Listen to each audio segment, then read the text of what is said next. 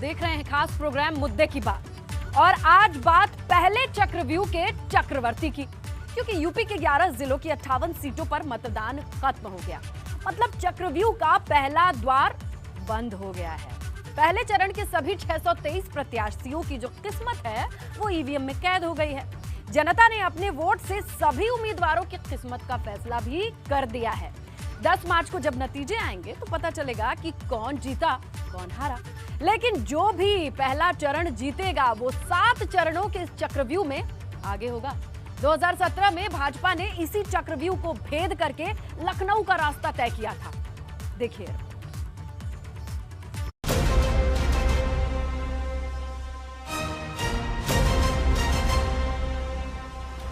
खत्म हुआ पहले चरण का मतदान। ईवीएम में कैद हुई 623 प्रत्याशियों की किस्मत।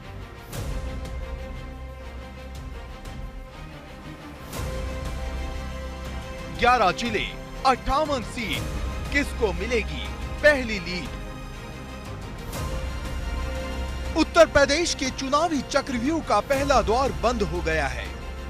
मतदाताओं ने अपने मत से 11 जिलों की 58 सीट पर खड़े 623 प्रत्याशियों की किस्मत का फैसला लिख दिया है। अब किसके हिस्से में जीत आएगी, किसके हिस्से में हार, ये 10 मार्च को पता चलेगा। लेकिन जिस तरह से लोगों ने बढ़ चढ़कर लोकतंत्र के इस महापर्व में हिस्सा लिया, उसने 2017 के वोटिंग प्रतिशत की याद दिला दी। मतदाता इस चुनावी परीक्षा में भी फर्स्ट डिवीजन से पास हो गए हैं। 11 जनपदों शामली, मुजफ्फरनगर, बागपत, मेरठ, गाजियाबाद, गौतम बुद्ध नगर, हापुड़, बुलंदशहर, अलीगढ़, मथुरा तथा आगरा जनपद में अवस्थित 58 विधानसभा क्षेत्रों के लिए हुआ है। सायं 5 बजे तक जनपदों से प्राप्त सूचना के आधार पर प्रदेश के 11 जनपदों में कुल 57.79% मतदान हुआ था। सुबह से ही वोट देने को लेकर मतदाताओं के बीच गजब का उत्साह देखने को मिला, जिसका असर ये हुआ कि शाम के 5 बजे तक 99% मतदान हो चुका था और आखिरी घंटे में भी मतदाता वोट देने के लिए लाइन में लगे थे। उत्तर प्रदेश चुनाव के लिए पहला चरण कई मायनों में खास है, क्योंकि 2017 में इसी चरण में भाजपा ने 58 में से 53 सीटें जीती थी। मतलब 90% से ज्यादा सीटों पर भाजपा ने कमल खिलाकर एक बड़ी लीड ली थी। ऐसे में जो भी ये पहला चरण जीतेगा वो लखनऊ जाने की रेस में आगे हो जाएगा। लेकिन कौन आगे होगा कौन पीछे, यह भी कहना बहुत मुश्किल है, क्योंकि पश्चिमी उत्तर प्रदेश का रण जीतने के लिए जहां एक तरफ जयंत और अखिलेश की जोड़ी है, तो दूसरी तरफ प्रधानमंत्री नरेंद्र मोदी, मुख्यमंत्री योगी और गृह मंत्री अमित शाह। इस चुनावी चक्रव्यूह में मायावती और प्रियंका गांधी जैसे योद्धा भी हैं, जो किसी का भी खेल खराब कर सकते हैं। फिलहाल पहले चरण की 58 सीटों पर सब कुछ लॉक हो गया है। अब सबकी नजर दूसरे चरण के रण पर है। Bureau report, ABP Ganga. तो देखिए, पहले चरण में मतदाताओं ने अपने मत से उम्मीदवारों की किस्मत का फैसला कर दिया है। लेकिन जिन उम्मीदवारों का फैसला लिखा है उनमें 9 मंत्री भी हैं जो मौजूदा योगी सरकार में मंत्री हैं, जिन पर न सिर्फ अपनी सीट बल्कि अपनी आसपास सीट जिताने की भी जिम्मेदारी है। इसके साथ ही ऐसे कई महारथी हैं जो लगातार चुनाव जीतते रहे हैं, लेकिन क्या वो इस बार जनता की अग्नि परीक्षा पास कर पाएंगे?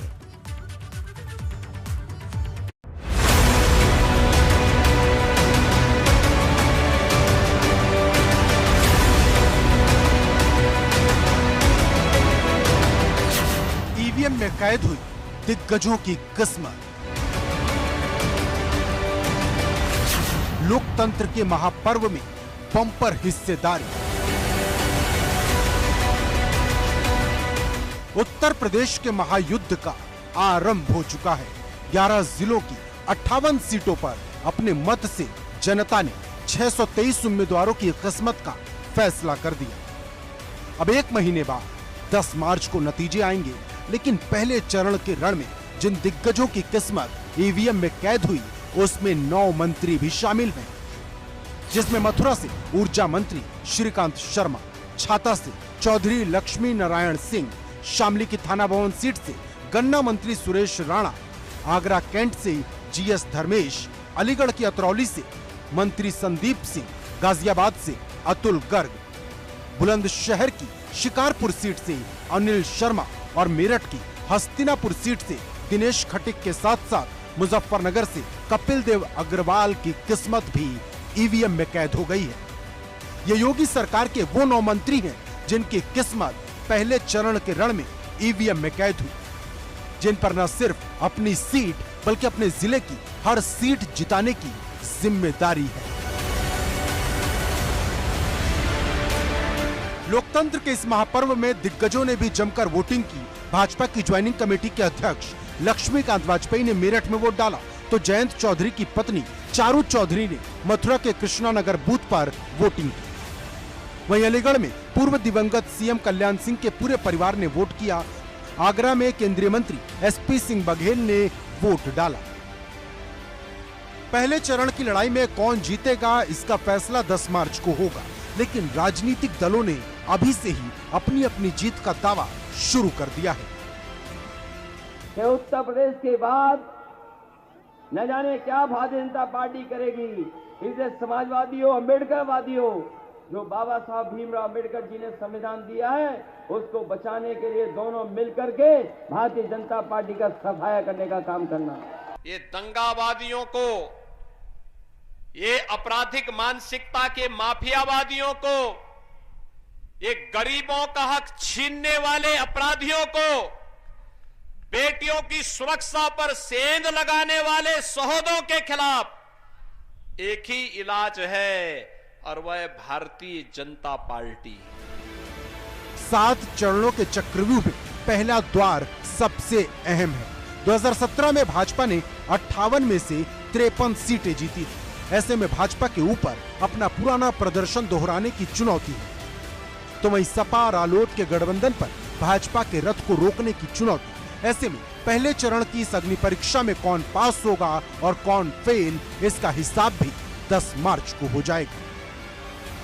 Bureau report, ABP Ganga. तो देखिए, पहले चरण की लड़ाई तो खत्म हो गई है, लेकिन लोकतंत्र के महापर्व में जिस तरीके से मतदाताओं ने हिस्सा लिया वो काबिले तारीफ है, क्योंकि कई ऐसे नायक हैं जिन्हें लोकतंत्र का नायक कहा जाए तो गलत नहीं होगा, और जिन्होंने अपने मत का इस्तेमाल करके ये साबित भी कर दिया है लोकतंत्र की लड़ाई में जनता ही मालिक है, जिसके एक वोट से सरकार बनती है तो बिगड़ भी सकती है।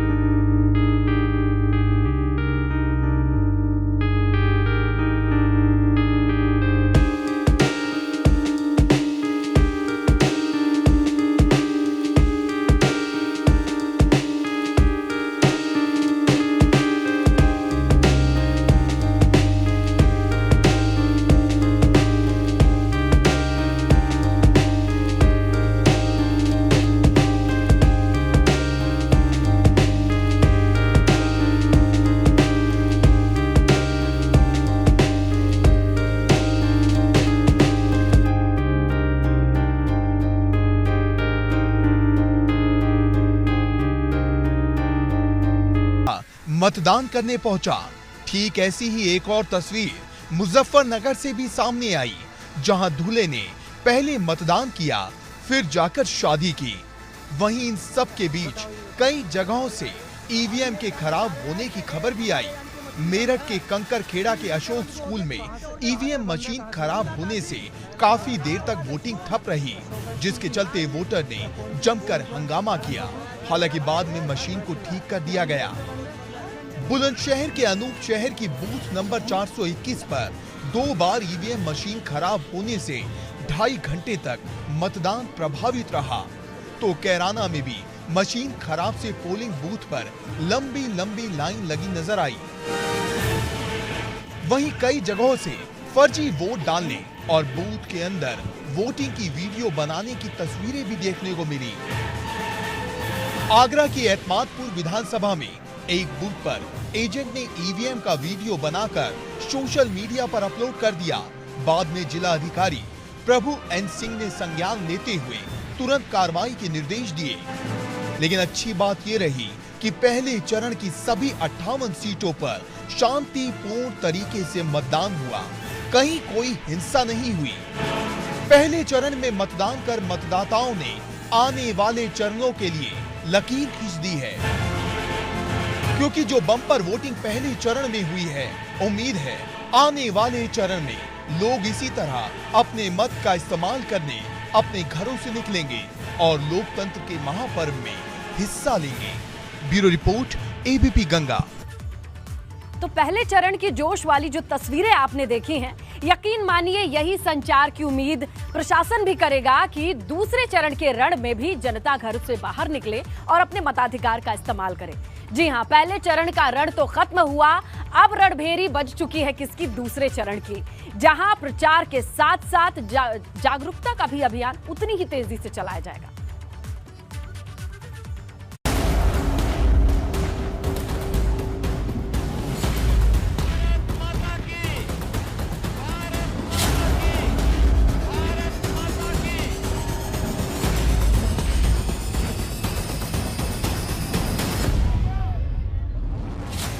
पहले चरण का रण खत्म, दूसरे का शुरू।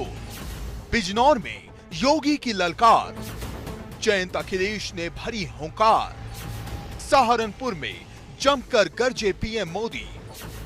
गर्मी पर घमासान, प्रियंका का उन्नति विधान। पहले चरण का मतदान खत्म होते हुए दूसरे चरण का घमासान शुरू हो गया है। जब पहले चरण के लिए वोट डाले जा रहे थे, तब राजनीति के बड़े बड़े योद्धा दूसरे चरण के लिए अपने विरोधियों पर हमला बोलकर माहौल बना रहे थे। प्रधानमंत्री नरेंद्र मोदी उत्तर प्रदेश चुनाव में अपनी पहली रैली कर सहारनपुर की धरती से अपने विरोधियों पर जमकर हमला बोल रहे थे।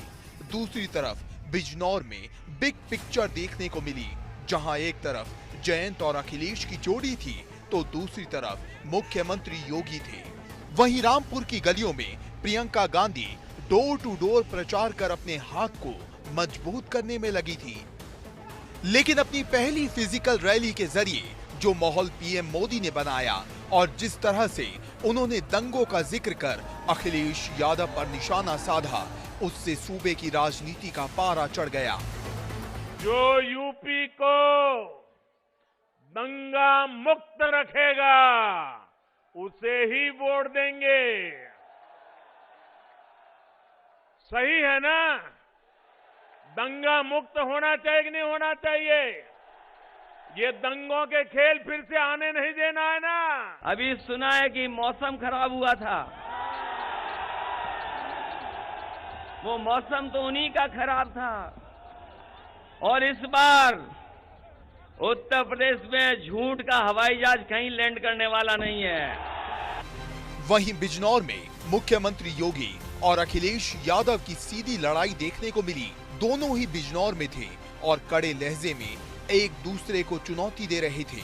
न सड़क, न बिजली, न पानी, न चिकित्सालय, न विद्यालय, न विश्वविद्यालय, न मेडिकल कॉलेज, इन सब पर तो उनका ध्यान ही नहीं था। उनका विकास एक ही जगह दिखता था उस समय, और वह था कब्रिस्तान की बाउंड्री वाल तक। अब मुख्यमंत्री जो बड़ी बड़ी बातें कर रहे हैं, न जाने कौन सी बातें कर रहे हैं, उनके हम भाषण सुन रहे हैं। जो मुख्यमंत्री सांड ना पकड़ पाए वो बताओ नौकरी क्या देगा। हमारे किसानों को रात भर जगना पड़ रहा है। जब योगी और अखिलेश एक दूसरे पर गरज रहे थे, तब प्रियंका गांधी रामपुर और मुरादाबाद की गलियों में डोर टू डोर प्रचार कर हाशिए पर पड़ी कांग्रेस को मजबूत कर रही थी। ये बयानबाजी जो है ना, जैसे कोई कह रहा है गर्मी निकाल देंगे, कोई कह रहा है चर्बी निकाल देंगे। हम क्या कह रहे हैं? हम कह रहे हैं भर्ती निकालेंगे। गौरतलब है दूसरे चरण में यूपी के 9 जिलों की 55 सीटों पर मतदान होना है, जहां 14 फरवरी को वोट डाले जाएंगे। ये पश्चिमी यूपी का वो इलाका है जहां 2017 में भाजपा ने अपनी जीत का परचम लहराया था, लेकिन इस बार भाजपा और सपा के बीच कड़ी टक्कर देखने को मिल रही है। ऐसे में ऊंट किस करवट बैठेगा, ये देखना होगा। Bureau report, ABP Ganga. अब बात लखीमपुर खीरी हिंसा की, क्योंकि लखीमपुर हिंसा के मुख्य आरोपी आशीष मिश्रा को हाईकोर्ट ने जमानत दे दी है। इस फैसले से यूपी की सियासत गर्म हो गई है। विपक्ष सरकार पर ढीली कार्रवाई को लेकर अब सवाल उठा रही है।